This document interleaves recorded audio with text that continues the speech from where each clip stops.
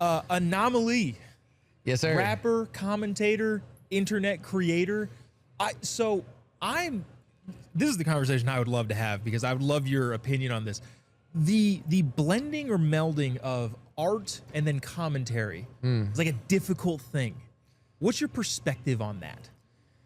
Not to, I don't want to get into too much history and bore your audience, but for me, I never thought about commentary. I never liked politics. I didn't even know, I didn't pay attention enough in school to know what liberal and conservative meant. I just kind of like went with my instinct. I had a big YouTube following in 2008 when I was 19, 20 years old. And Jam Master Jay's sons from Run DMC were big fans of my music. So one of them brought me to, I think it was some affiliate of Sony. I don't remember, but one of the big labels. And they didn't know much about YouTube. Like back then it was like, you're just a YouTuber. Now everybody's on YouTube. But back then, like no one was on YouTube. Yeah. So it never worked. But also certain people I talked to in the industry, they always like, they didn't want me to say certain things. And I've always been, even when I was broke, I had no money, my family wasn't helping me. I never wanted to compromise. I never wanted to be fake. And anytime, it's actually very similar to politics. Like even I have over 1 billion views. I have millions of followers. You would think people would be clamoring at the bits to get some of this. No, I'm just kidding. But you know, it's like you would think, but it's like I have the same conversation with certain people in political media where they have these conversations. They see what you're about, and then it's like, will you do this? And when you put up one roadblock, they're just not interested. So that's how music was. And I had a lot of roadblocks and I did it independently, and I actually got flown to Los Angeles to do music and record an album. But it's like the music industry is worse than politics. Like, as you know, even like Republican politics, you can say what you want about it. The music industry is like 20 times more political, even though it's not supposed to be. So I feel like, I don't know, 2016, I just really didn't like Hillary Clinton. I just started speaking out. All this kind of happened, I would say, by God's grace or by mistake, because I didn't mean to get into politics. But when I met with labels, even independent labels that were political labels, they literally told me to my face, flew me from LA to New York and said, don't rap about politics. I didn't even know I was rapping about politics, but I wasn't like clothes, girls, women, drugs. Like, you know, it's like they were like, do that. Like, don't. I was like, do that. I made a line about Ron Paul and Obama. I just thought it was funny because like Eminem did that. But yeah, I guess like for me, it's hard to tell because I never meant to do anything. I just got like blacklisted, and then I just ended up in politics, just like on YouTube, thinking like Hillary Clinton sucks. First, I thought Bernie was good because he was talking. And then he kind of cucked out. And I was like, damn, Bernie sucks. And then I never was that political. And Trump started speaking. I always had friends that were Trump supporters early on. And they knew I liked Bernie, but we were always cool.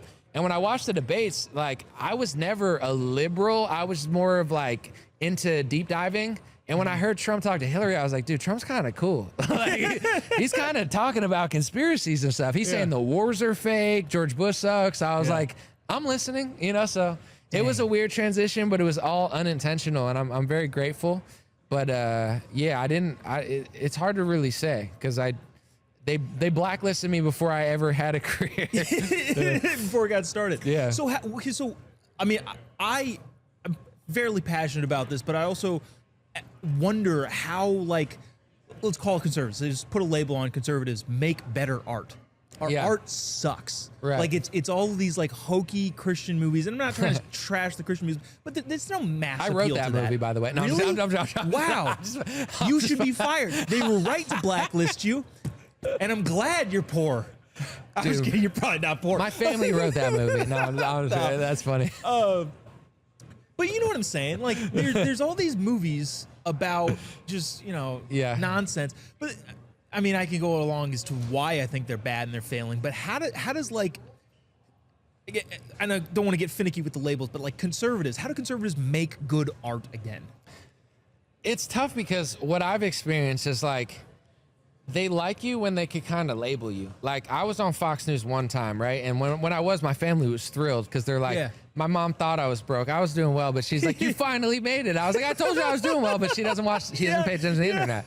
They brought me on because they said I was a climate change like believer because I used to believe more in liberal environmentalism. And I had a huge thread go viral. And I feel like I crushed that segment, but it's like I already had like 500 million views, but they're not like An0maly, the news analyst. They're like the former liberal. So there's in Republican media, there's always like and I get it, and I'm grateful they had me on, and I would like to be on again, but I don't know if they want me on. But it's like they want people to kind of like fit in pockets where it's like, even with Trump and stuff, I think there's a lot of good conservative music out there, but people tend to gravitate towards the more gimmicky stuff, and that's not Republicans' fault. It's the same with like pop music. Pop music is super gimmicky, and that's what's popular. If you make it too complex, people don't want to listen to it. So there's a game being played, I think, where, you know, there's a lot of, in Republican media, people want you to walk a certain line, but in order to be an artist, you usually don't walk that line. And there's a lot of,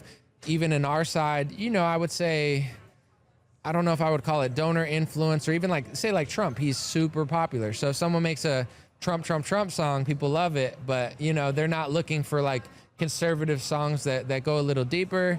I mean, Tom McDonald's doing really well. My friend Bryson Gray's doing really well. We actually got a Billboard plaque together, which is an accomplishment of my life. I appreciate it. But I do feel like, I can't really put a finger on it, but it's like people like gimmicky stuff, and that's why the movies they make are gimmicky, because people want that. It's the same with pop music with liberals. They want like la la la, bubblegum, ocean, and people are like, this is a great song.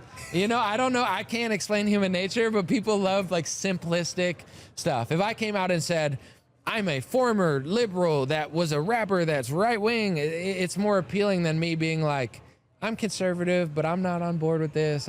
It's hard to explain. Interesting. Why are liberals always singing? Like they're always they're going to these rallies and they're making up random songs. Donald Trump is bad. He is really. And you know what song was sick? She was a little large. We'll say she's a large lady, and it was some sort of like pronoun song. You have to have seen it. Maybe you don't know it right now, but she was on stage and doing a pronoun song, and it was so corny, but at the time it was like it was also super fire at the same time. So I was like, this is so cringe, but I was like, do I like it though? But obviously, like it was 10 out of 10 cringe, but I forget what it was. It was some sort of like pronoun anthem, and she had like the crowd chanting. Dude. I was like, why do I like this? I need to turn it off. It's brainwashing me. I might vote for Kamala if this continues. Oh, no. I'm joking. Yeah. What's a conspiracies are big like thing in the right wing stuff. Right. What's one that you actually believe? What is a conspiracy that you're like, all right, this one though, this is it? I mean, it's hard to say because every conspiracy I thought came true. So, like, I don't know. You're out of them. I'm going to stick to this because this is the simplest one that doesn't make me seem too crazy. Like, when I heard about 9/11 documentaries and stuff, I questioned the wars and I questioned George Bush. And boomers hated me. They were like, you're an anti-patriot, you hate America, you're a terrorist. Same stuff they're saying now for different things. But it's like, in my gut, I knew George Bush and the wars were lying. Now the average Republican, even Caroline Leavitt, said George Bush lied about the wars. Yeah. If only they knew how much flack I took when I was 12 saying the same fucking writing shit. In, hey man, I said this 10 years ago. 100%. So here's what really sickens me. They told us that Al-Qaeda did 9/11, killed thousands of people, right? Let's stick to that. Let's say it's true. I have no reason to doubt it, right? Al-Qaeda killed thousands of Americans on 9/11. Fast forward, a former Al-Qaeda member, is the leader of Syria now. And America seems thrilled about it. And our allies, Israel and other allies in the nation, Trump cut sanctions on it on Syria. So he's like, I'm not sanctioning you anymore. So it's like they told us that Al-Qaeda was the reason we went to the Middle East. We fought Muammar Gaddafi. We fought Saddam Hussein, who had nothing to do with bin Laden. They told people bin Laden was like with a goat in a cave, and the guy's a billionaire. He was in a mansion. Yeah. So it's like I'm sickened because I do want to avenge the deaths of people in 9/11, but how are you avenging the deaths of 9/11 going after Al-Qaeda when it seems like you're thrilled an Al-Qaeda member is leading Syria? So that's like, it's not even really a conspiracy anymore, but it's like, when Al-Qaeda is the boogeyman, they use that to go to the Middle East. Then it turns to ISIS. Now nobody cares about either of them. They're talking about Iran, Russia, China, and an Al-Qaeda guy's leading Syria, and nobody's reporting on it. It's like it never happened, and I'm like, what the hell? So I wouldn't even call that a conspiracy theory, but I wish more media would talk about it. But it seems to me like they never really were that much at odds with Al-Qaeda. They were more fighting Bashir al-Assad alongside them and funding rebel groups. Yeah. Just like Hillary said one time. They're one of the most honest Hillary videos I've ever seen, which is shocking because she lies 99% of the time. But she said a video and she said, you know, the same terrorists we were funding in Mujahideen ended up fighting us later. Yeah. So it's like America has this weird habit of funding terrorists, complaining about terrorists, and either siding with them or being overwhelmed by them after they gave them weapons for 10 years. And, you know, for everyone in the military, the Marines, the Navy SEALs, et cetera, that I love and support, I think we deserve people like me, people that do news analysis and journalism, to really look into this stuff, because we have patriots fighting for our freedom every day, and we want to know that they're doing the right thing. And that's our job. Their job is to fight and listen. Our job is to question these things. A rapper that thinks deeply about that. You are an anomaly. I gave myself the name. No one gave me a nickname. I was in SAT prep class. I wanted to do good on the SATs. I didn't, but I did okay. And they said Anomaly, and I heard the word, I wrote it down, and I made that my rapper name. Dude, I appreciate it, man. We appreciate you sticking around and hanging out. Thank you. I wish I got like beaten up by a gang and they gave me the name, but I can't make up a fake story. I gave it to myself. Yeah. There you go. Honesty. Yeah. Awesome, man. Appreciate it. Thank you. Thank you. Appreciate your time. Thanks, man. Yeah.